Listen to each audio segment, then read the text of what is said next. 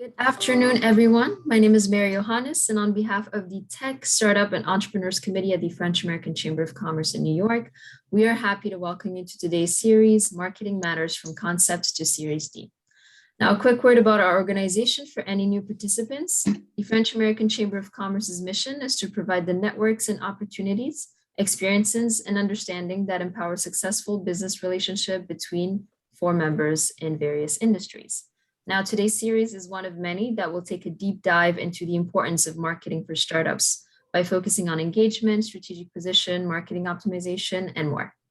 And here to facilitate the discussion is Julien Marzouk, who is a strategy consultant and leadership coach with a track record of helping CEOs and entrepreneurs drive growth, improve operations, and create solutions for complex business problems in the CPG and tech industry.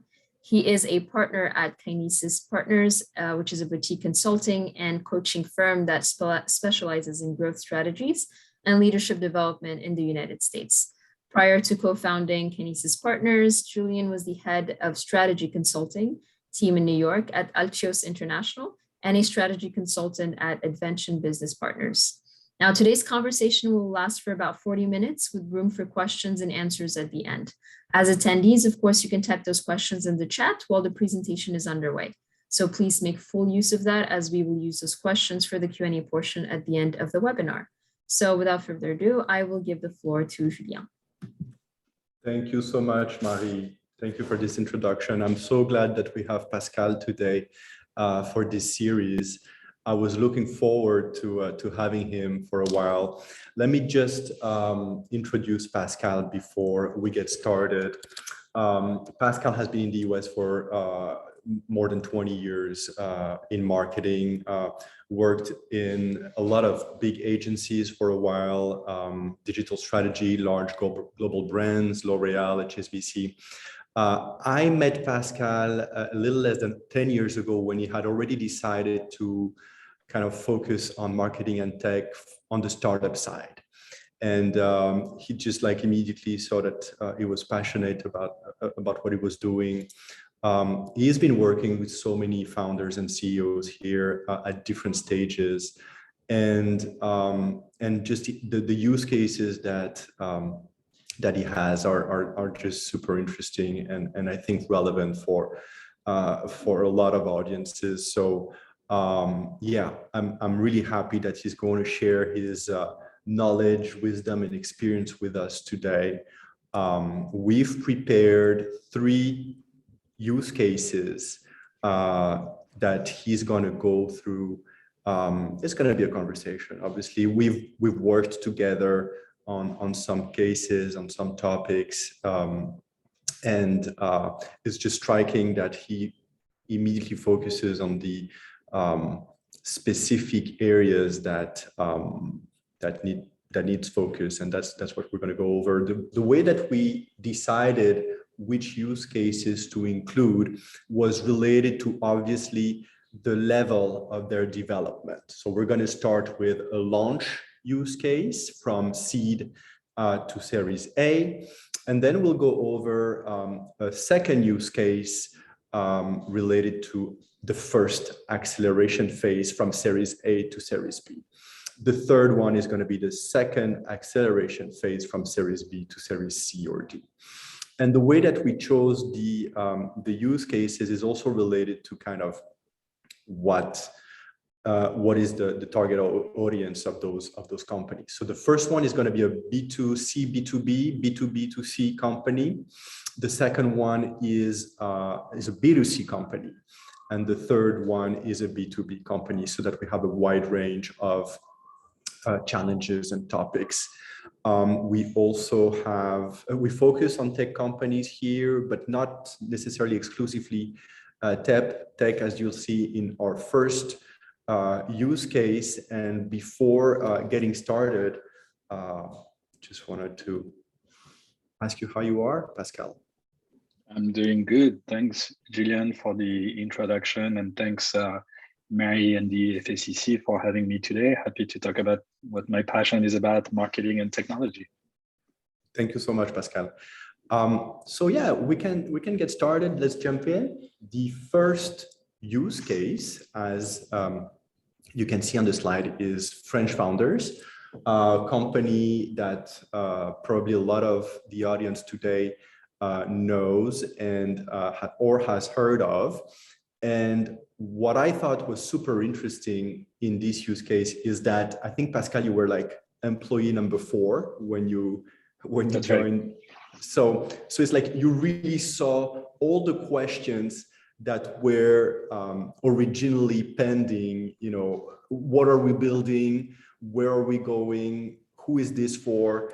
And that's why when we talked, I thought it was a great case for the launch example. So maybe to get started, you know, when you started working with French founders, like what did they have? Like what service were they trying to build? What was the service like, and how did you approach this conversation with them?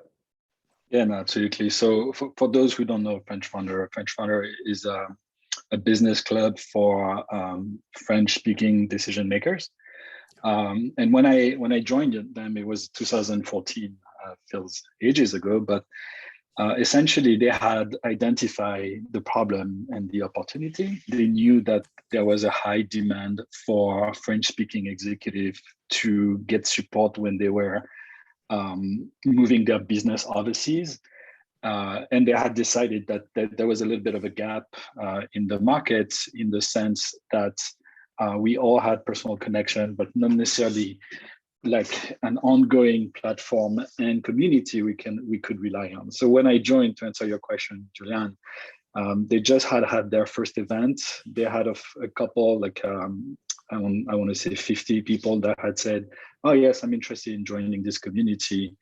And they had, a bare bone of the website. What they didn't have is really a strong plan to go to market, create the ecosystem that they felt could create the most value for all members, and a clear go-to-market approach. What is interesting is that for a while, at least, French Founders was both, an app basically that we had on our phone and a community. And I'm wondering, like, were there discussions, and if so, which ones, around like what is the right balance between technology and human for this club? Yeah, that's a good question. So there were a couple of angles of discussion. One was the role of technology versus the role of in-person interaction, and defining the balance between the two, and adapting obviously the membership and the service to that objective. Another one was, well, if we want to create an ecosystem that brings value to everyone, we have to make sure that the ecosystem is well balanced. Yeah. So it sounds obvious, but when I joined the co-founders, it was mostly friends and family that were part of the club, if you want. And as a result, because 3 of the 3 co-founders are male, it was a very male community, and that's one of the first recommendations I gave them, and that we acted on it, is we need a balance between gender. There's no reason why we wouldn't be 50-50. Right. So yeah, I really liked that you mentioned that also in our preparing discussion. What else was kind of important to decide as regards the audience at this stage? Yeah, I mean, the other part of that was important regarding the audience was, okay, we knew we wanted to solve this problem for companies that wanted to go overseas, but they tended to be, smaller companies that didn't have a lot of resources or contacts or financing. So we were very naturally drawn to small tech startup, right? And that was also the personal network of the founders. But for the ecosystem to work, the small tech startup need to find the connection, the support, the community that's valuable to them. But there are like other part of the community that could benefit from the tech startup. So one thing we put in place is clearly identifying like who should be our user persona, not just the small tech startup, but also the scale up that could benefit from learning from smaller, more nimble organization, or the corporate organization that again had a lot of intrapreneur within their ranks, but wanted to exchange with this more tech-driven community. So finding the five persona, we ended up with five persona, and clearly defining who they are and their needs help us define the service and the membership better, and answer some of the questions we talked about earlier in terms of the balance between tech and human, like events and things like that. So I really like this topic because as a strategy consultant, I often tell my clients, like, when you launch, you need to be super specific, ultra specialized, pick one buying persona, pick one specific geography, market, etc. But exactly like you just said, it's not systematic. And the way that you're describing this, it's like they had actually this kind of super laser focused approach on the members and buying personas, but actually it was relevant to open it for marketing purposes. Correct. Yeah. Correct. And as you can imagine, once you've defined, okay, who's gonna get the most value from this community, what service, what support do they need? What would the membership look like? There were like pricing discussions and a lot of other discussion, but then you need to bring that to market, right? And that's when art and science come together. It's more like about the messaging. It's about communicating the benefits, the value that you bring. And when we discussed this use case with Julien, it used to be linear. Then I thought about it. I was like, no, it's an ongoing loop. As they go through different stages of growth, and that's true for all company, you have to look at that loop again and make sure that you're still solving for a problem that you've identified and that you've done your research and that you communicate to the market as you should. Yeah. And that might be a good moment to maybe walk us through this this graph, this process that you designed that I found super interesting. Maybe like, what can we take away from this process? Yeah, I mean, high level, like if you're not solving a clear problem or if you haven't identified a strong opportunity, you should ask yourself, why am I doing this? I'm not going to go, I'm going to use a very current example.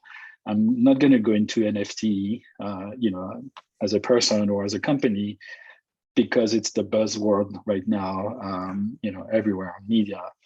But I'm going to go if I feel I'm solving a problem, right? So that's number one. Number two is, once you've identified a problem and opportunity, like who's your target market? So as we discussed, they had at the beginning of a target market, but they need to expand it to make it more valuable for everyone. Who's your competition? Obviously, you want to understand, what are the different offers? Like at first we were looking at LinkedIn very closely, like LinkedIn is an amazing platform for connection, but you're missing the human element. So we want it to be like a human-driven with a strong tech component, LinkedIn. Then as we discussed, you adapt your product and your service, you have to define it very tightly and again, define it against your target market and make sure it's differentiated versus what the competition is doing. And then you need to express it. So you need to express it through an app, through a website, through campaigns, and have strategies about how you're going to go about growing the membership, ensuring retention, and so on and so forth.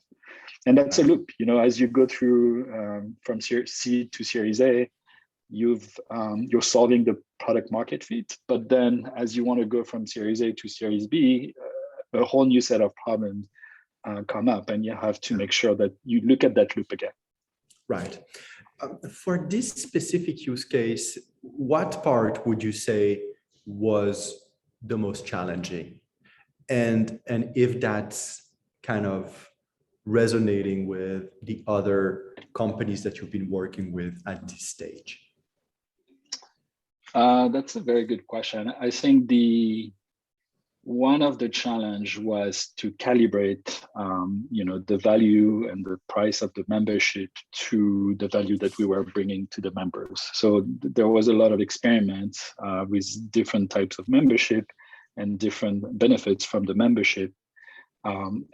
It's a very iterative process. You have to try something, see if it works, see if it doesn't, and then adapt quickly.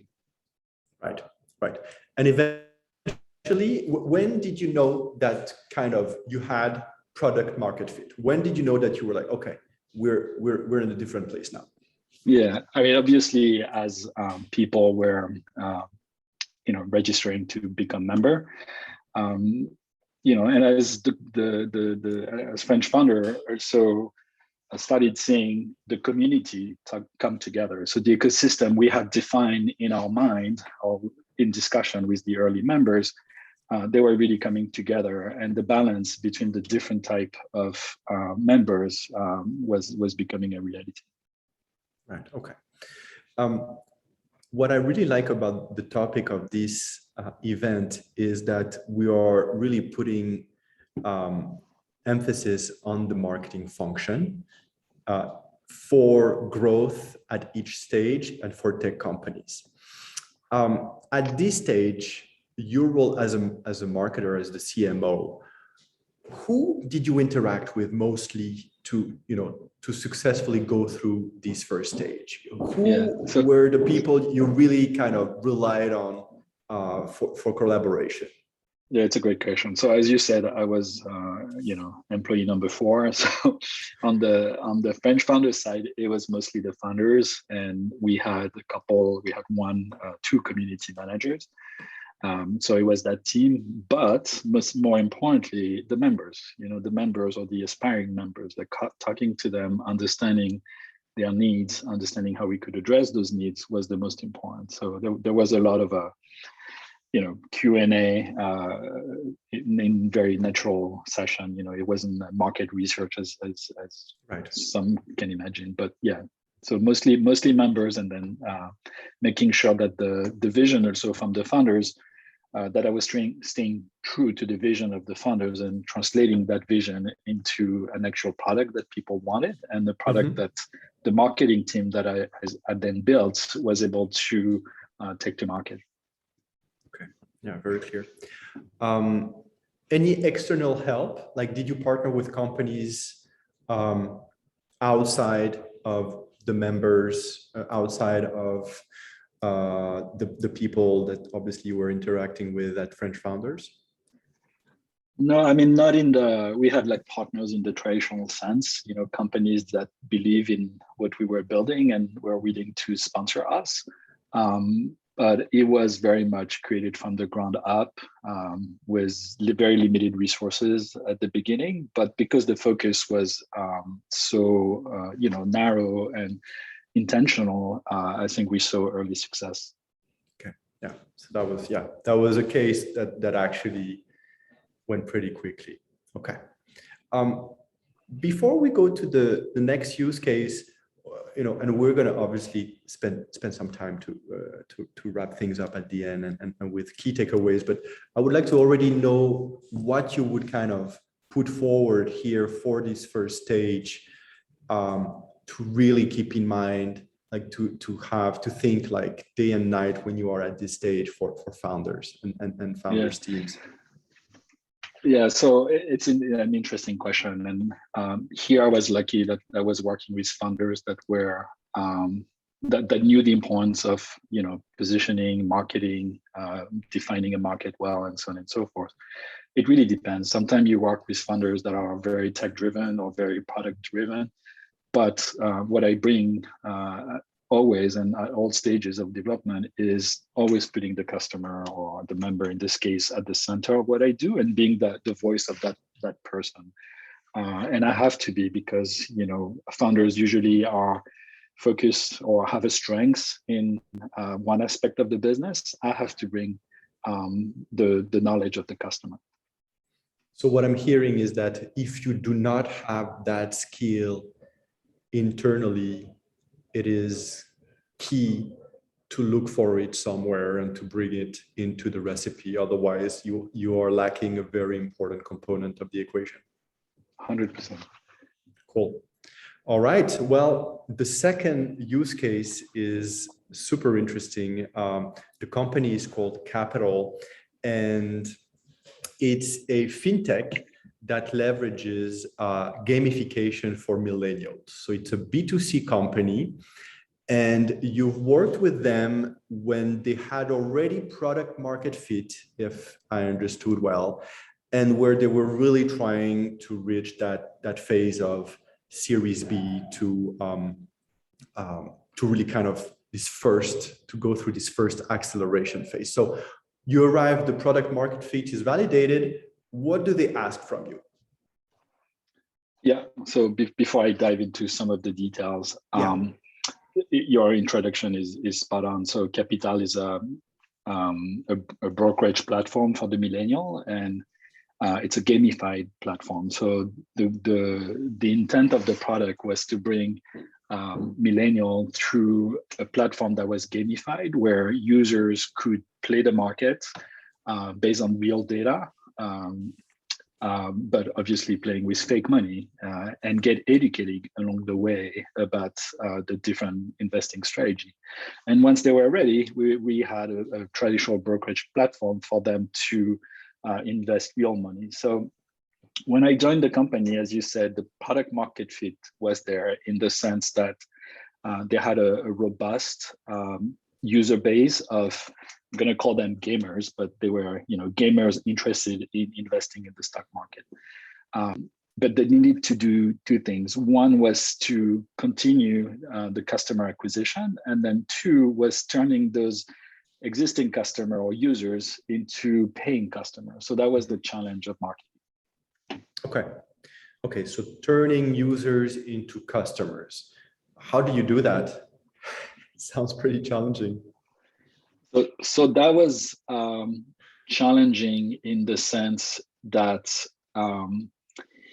not everyone, because they're successful with fake money, is ready to go and invest real money. So we created, again, back to the idea of user persona, we had a lot of data about those users. We could see those that would come every day, those that would come less frequently. We could see those that would do a lot of trades and those that were less active. So we started by, created like groups of users that we wanted to upgrade to the real brokerage platform. And then we created bridges between the two. So by being more active on the platform, you could earn money, real money that you could use on the brokerage platform. So that was one way we did it. Understand. What I'm hearing is that having data on the users was a huge leverage for transforming users into customers. I'm wondering, what else did you notice when you started working with Capital was you thought working well? You're like, okay, we have data. What else can I rely on? What else is kind of working fine? Yeah. So as I said, there were like two parts to what marketing had to do, and customer acquisition was a big part of it. What I'm showing you here is more or less the funnel as it looked like when I joined, and what I did to enhance and accelerate customer acquisition. So this is actually like a framework that any startup, early to late stage, can use. What you see in white is like the channel that you usually start with. In light blue are those channels that you usually add when you're at a later stage. And then once product market fit is here, or revenue start coming in, or financing, then you can add other channels. So I joined and obviously always improving the platform, always marketing the platform is key. So when I joined, as you said, Julien, like product market fit was here, and there were some channels that were working extremely well. So content marketing was one of them. Content marketing not just to educate the millennial about the ways of investing, how the stock market work, and things like that, but content marketing to bring new users to the platform. It was one of the best and most effective channel to acquire customers. The content marketing one. Content marketing, yeah. Would you say that that's a good representation of what usually happens at this stage for companies? Kind of at this stage, leveraging content marketing is kind of. I think it's key in my mind. I mean, it obviously varies by industry, and B2C, B2B can be very different. This is a B2C example. Yeah. Here it was key because we were targeting a new market and there was a need for a lot of education. In my past experience, content marketing has also been critical with B2B company. I think content is a great way to show what you're capable of, and a great way to bring qualified leads to your front door. And then content marketing is often the foundation on which you build the story you want to tell, right? Whether it's on your website, in your social channel, email marketing, and so on. So what I'm noticing, and again, we're not gonna go over each one of them like specifically, but it seems like obviously a lot is related to kind of the resources that you have for each channel, like what is your budget, and but also like what are you pursuing? I see awareness, interest, engagement. Could you tell us a little bit about that? Yeah, absolutely. So obviously it doesn't look like a funnel, but you have to think about it. Okay, all of this is driving towards the website, and the idea is to attract user to sign up or become paying customer. Right. So yeah, like the more you get closer to conversion, the more users / potential clients are interested in making the purchase. Correct. Yeah. So on the left side, at the awareness stage, this is when no one knows about you. No one knows that this category even exists. So you have to use channels, and I use channels loosely, but channels that have a high reach against your audience, right? So you have, in our case, we were at the beginning, we were going after gamers because we felt that gamers would be the most likely to engage with the platform right away. So those channels on the left side are here to help you find your niche customer at scale, but they're more here to, talk about the high level benefits of who you are. They're not necessarily here to get you to buy the product right away. As you go down towards the right side of the slide, you start gathering, interest and engagement through different channels and different tactics. Okay, very clear. So for capital, you arrived, content marketing was already good. What did you focus on? Why? And what were the outcomes? Yeah. So one thing that I did is what you see on the left side is starting to open up the higher reach marketing channel, because there was a lack of awareness about the company, the product, or even the category. So I did that, by building an internal team, by using agencies, and we were able to significantly increase the awareness of the company and the product. Keep in mind that we're also between Series A and B, so there was a play vis-a-vis the investors, like trying to attract the investing community and making sure we were also talking to them. Right. So that was one. The second one, and this one was trying to, build on the fact that content marketing had worked so well, and also built on the fact that we had a dual objective, right, of acquiring and converting. So the second one was to bring more modern formats to the storytelling. So, and we're talking 2012, right? We're not talking 2021. So video was, becoming more of a commodity and easier to produce, cheaper to produce. So that's something I also brought to Capital, is more storytelling through videos, whether it was educational content, or we even had a campaign where we created a lot of buzz around this idea of revolutionary investing. And that, again, that drove a lot of traffic to the site. So video was a great tool to bring more eyeballs and but also to convert existing users into paying customers. I love it, because it's like when you see marketing outcomes from the outside, you see a lot of creativity, and you see a lot of basically communication happening with different formats, different channels. But what you're sharing with us here is actually kind of your toolbox. And depending on what you're going after, what is the existing situation, you use each tool, a specific tool, selected tool, specifically with a goal in mind and with a specific intent. That's what I really like about this example and this chart more specifically. Yeah. Well, one of the things you don't see here, because this one's focused more on acquisition and driving traffic to the site and the app, is also all the product marketing that was put in place. And by product marketing, I mean making sure that existing user would come back to the site, would engage with the platform, and would ultimately convert to paying customer. Mm-hmm. Okay. All right. The same thing as for the previous use case. I'm wondering, like, when kind of do you jump off the project? When do you know that your job for this phase is kind of complete, that you've reached a level where you're comfortable kind of saying, we've done the work? Yeah, I mean, for me, there were like two components to it. One was finding the investors, which we did successfully. Like a year and a half after I joined, like the company raised, can't remember the number, but like around 18 million Series B.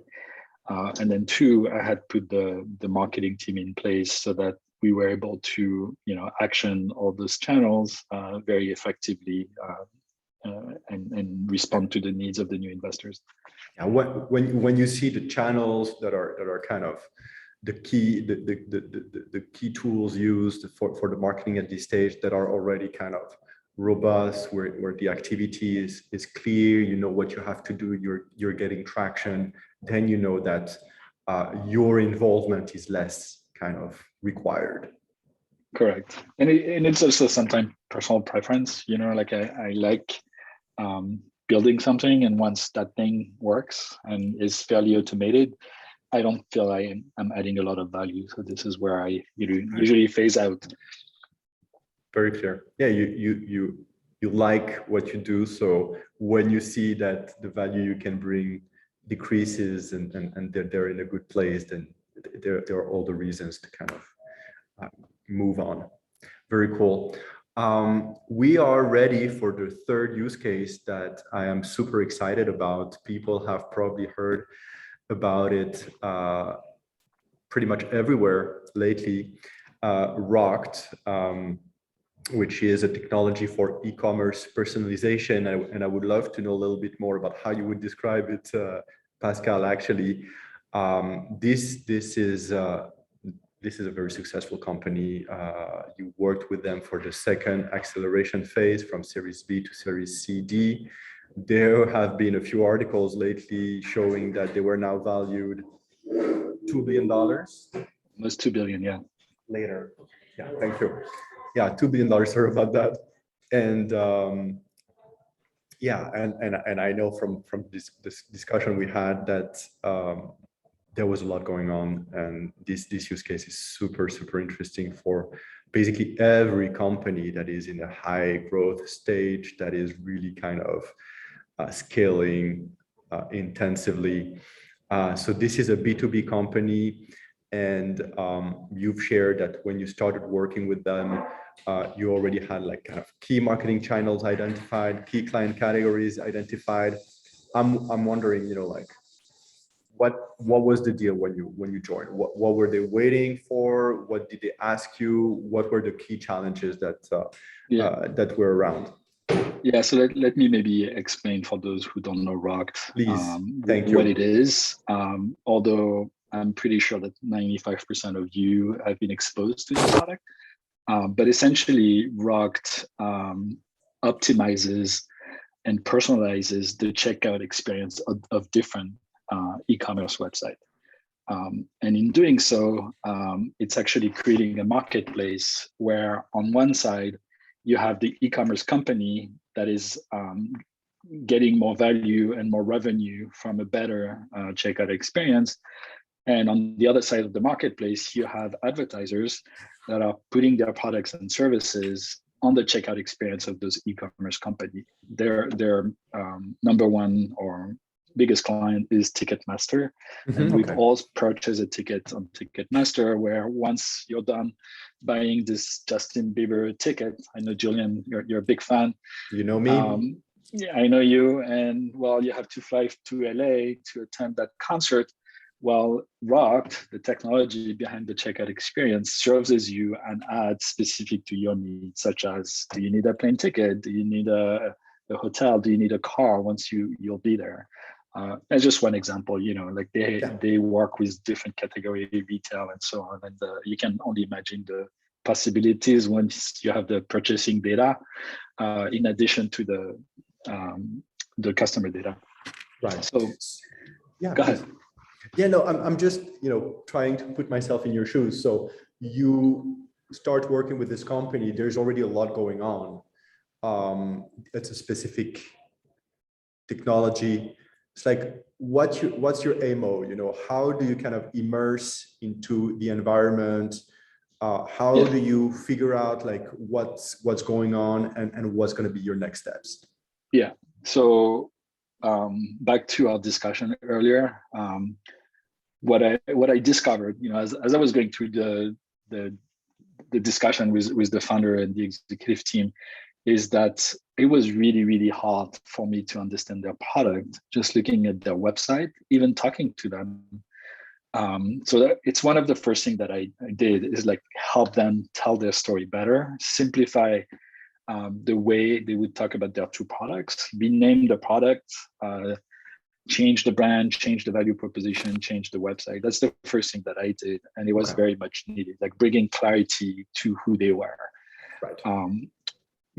One of the reasons they brought me to the company was because they were a very sales-driven organization that had grown somewhat organically, a lot of word of mouth, like happy client referring other client, and through like a strong sales organization. But they needed to be much more customer centric, and they needed to put in place a little bit of a marketing automation that would bring in qualified leads to the door, and those leads would then be passed on to the sales team. So these are some of the reasons I joined. And a company never has enough awareness. That was also another part of the challenge that I had when I was with them. So that's the first time actually in our conversation that you mentioned the word automation. And I'm wondering, and I'm sure you have a reason for that, but if that's not the heart of what the second acceleration phase is about. Yeah, it's a big part of it. And I can explain how we did that. But I think it was important to do all the work that I mentioned before so that the automation would work, right? It's not just about, opening more channels or spending more money in certain channel, but it's making sure that wherever the lead, the customer lead lands, there's a clear path for that lead to become a customer. So, once all the strategic work was done up front, it was about building the engine, and building the engine in the case of Rocked was really and meant. maybe I want to stress one thing, because when we work together, that's what was striking for me, because even though you're working with a company that just raised 80 million, that is already super successful, and you're after Series B, you still, when you start working with a company, you still go back to, okay, what problem are they solving? Who are their clients? What are you trying to build? What is working well? And it's like you kind of make it your own before you start kind of broadcasting anything outward. And I really noticed that when we were working, even though the company had been around for 30 years, and I like this component because I feel like the market lately is very much around like, I need paid advertising. I need, what marketing automation solution can you get me? And you don't go back to, okay, wait 1 second. What is the best way to connect those tools to what I'm doing? What do I need to adjust before moving to that step? And that's actually for every stage. You still kind of need to go through this process. Exactly. One thing that was interesting is when I joined, I ask a lot of people on the executive team, like I did the grandma test, like how would you describe what is to your grandma? And even the founder, he couldn't, like he would give me like a paragraph, and I was like, no, I need 1 sentence. Yeah. So yeah, I mean, if I don't start there, then it's really hard for me to do my job properly. So before you build the engine, you need to be clear about everything you said. Yeah, and that's also what struck me. It's like your role as a CMO encompasses something of what a consultant does also. It's like you're this kind of external eye, external agent, and you're kind of really leveraging your confusion to get to clarity and to get to build something that makes sense for them. So I saw a lot of similarities in that matter. That was really interesting for me. So now you have this super successful company. You started working with them on like, okay, what is it that you're trying to build? How do we readjust the customers we're looking for?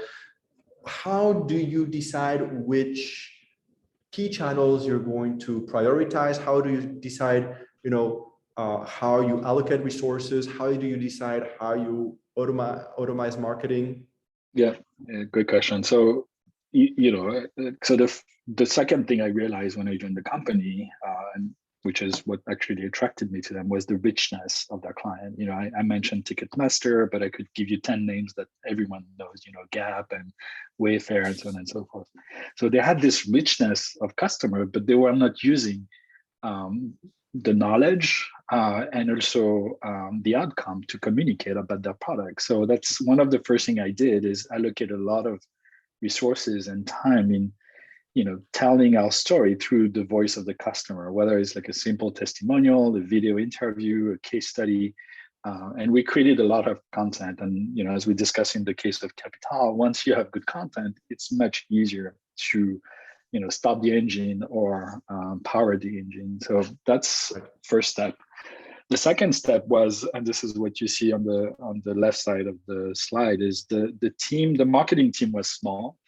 And was mostly like a communication team. So, like relaying some key messages, making sure that the product was understood by existing client or features of the product, but there was no real performance marketing. There was no team that would be solely dedicated to bringing decision makers within e-commerce company or decision makers within advertisers to the product. So that's one of the thing that I did, was build that team, hire an agency, and then set up the whole process, from finding the lead to converting the lead on the website to managing the lead through HubSpot. There was a lot of work that was done, behind the scene, making sure that our CRM tool was optimizing what was coming in and converting that to paying customers. Super interesting. It's like, I know that this use case is super dense and there is so much that can be that can be said about it. I just see all the questions that are coming in the Q&A, and I also see time flying by. Maybe we can just, Can I maybe just say one thing that's Please. important, like the role of marketing when you're in like a big company. I joined, there were like 150 people. I left, there were like 300. The role of marketing is slightly different than when you start a company like French Founder or when you're going through the first acceleration. Like the role of marketing here is making sure that you're part of a machine. You're not the machine by yourself, but yeah. the relationship and the connection that you make with other teams like customer success, business development, or the product and tech team are critical so that you can go to market quicker, you can react to opportunity quicker, and so on and so forth. So the role of marketing changes. Yeah, very, very important. The machine that you're building, very important. Wonderful. Well, I think it's important that we go to Q&A, but before that, maybe we can go through several key takeaways, for this event. And the reason again that we did that with the French Chamber of Commerce Tech Committee, I want to strengthen that the Tech and Startup Committee is doing an amazing job organizing super interesting webinars since 2020. So this is part of this series, as Mary mentioned, and the committee is really doing a good job.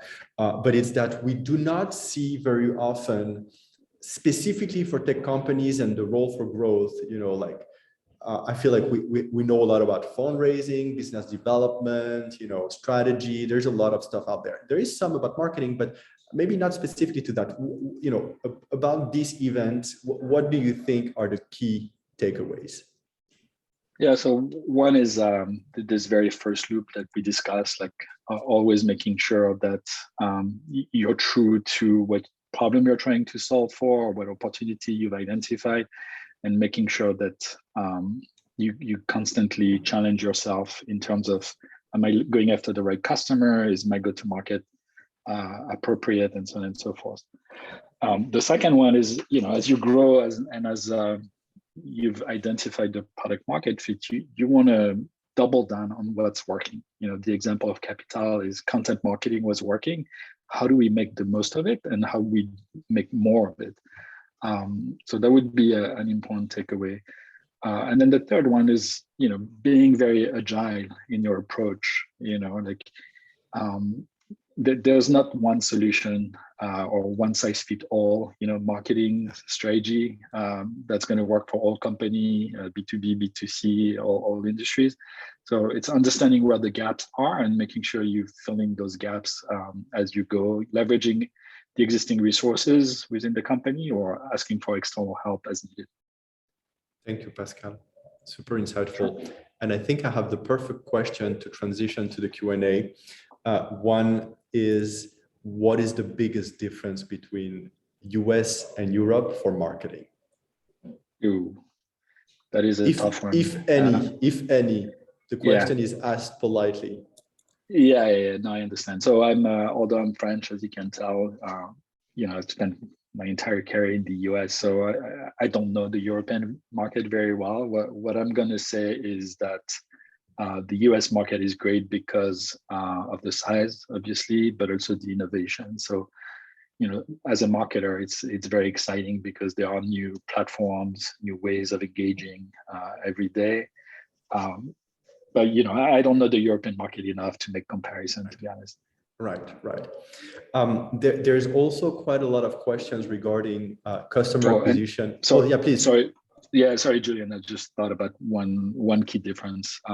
Please. Specific to channels. So LinkedIn, for example, in the US is oversaturated, right? We get requests all the time. We don't know who those people are. We accept the request, and then we get bombarded by messages. In Europe and in Australia as well. Rocked is Australian, so we explore LinkedIn a lot. LinkedIn is not a saturated channel. So if you're doing B2B in Europe and APAC to some extent, you have better opportunity in LinkedIn that you do in the US. It's just one example, but we would have to go channel by channel to think about the differences. Yeah, but I think that's already helpful to know that it depends on the channel. It's like one channel can be super relevant in one country, but not in the other, in one market, not in the other. Exactly. Other questions related to customer acquisition, and I feel like a lot of people have discovered that they needed to put more content out, during the pandemic, and they had the opportunity to do it. Questions are related to how you decide the content marketing approach that you want to have. How do you build a successful content marketing approach? That's a great question. And I'm going to try to be specific, but my first thoughts is it depends a lot on what you're trying to achieve. In the case of Capital, it was content marketing to educate, but also to drive leads. Mhm. So it was very specific. In some instances, you're trying to educate about a category that doesn't exist, and this Mhm. is when it's really hard. What makes content marketing successful is if you've clearly identified, we're going back to the customer, right? Like an audience you want to go after, the channels they're in, and you send them the right message at the right time. So content marketing can take many forms. As I said, when I joined Capital, it was more like articles that were posted on a separate website that we own, but that was driving traffic to Capital. But those articles were syndicated by the Yahoo Finance and other companies. So it was a great way to leverage content marketing. Right. In other B2C brand, like video could be the solution. It really depends, but I think you have to start small. You have to pick maybe one customer, one channel, and then see the type of engagement that you get. And also very importantly, it's a way to tell your story. So use content marketing to tell the story you want to tell.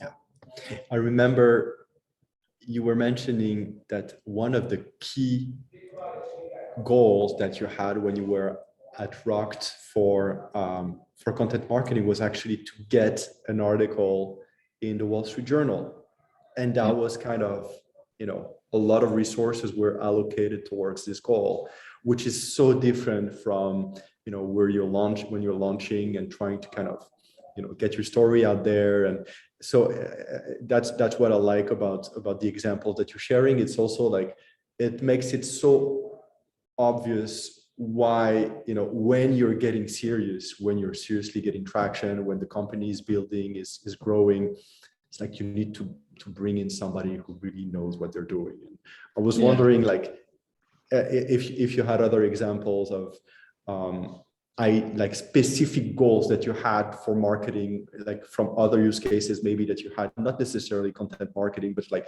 very specific goals that kind of the company were working towards.